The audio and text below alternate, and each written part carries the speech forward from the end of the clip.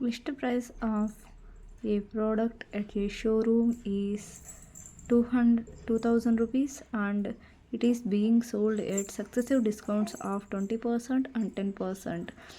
Its net selling price will be successive discounts means first discount 20% and second discount 10%.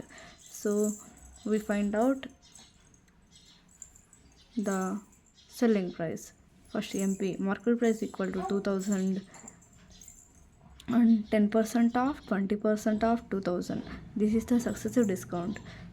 మనం దీన్ని ఇలా కాకుండా ఇంకొకలా కూడా చేయొచ్చు.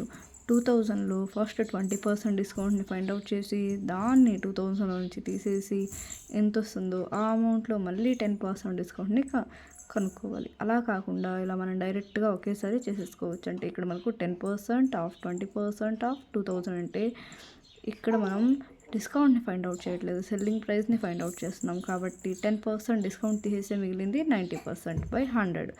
100%లో 20% డిస్కౌంట్ తీసేస్తే 80 బై 100 ఇంటూ ఎందులో ఇది 2000లో, సో ఇంటూ 2000 ఈజ్ ఈక్వల్ మనకు 0000 క్యాన్సిల్ చేస్తాం. ఇక్కడ ఒక 2 జీరోలు, 80లో ఒక జీరో, ఇక్కడ ఒక జీరో, రెండు క్యాన్సిల్ చేసేస్తే మనకు వచ్చేటింది 90 ఇంటూ 8 ఇంటూ 2 మల్టిప్లై చేస్తే మనకు 1440 అవుతుంది.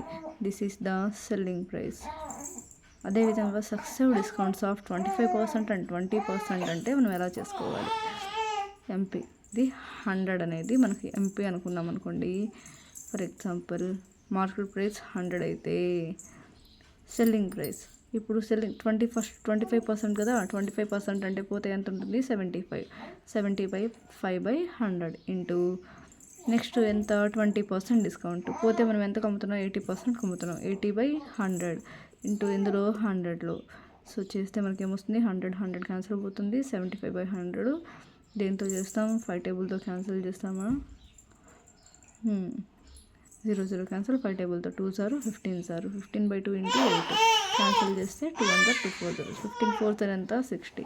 సో డిస్కౌంట్ ఏమైంది? 60 రూపీస్ మనం సెల్లింగ్ ప్రైస్ అయితే డిస్కౌంట్ ఎంత? 40 రూపీస్ మనకు డిస్కౌంట్ పోయింది.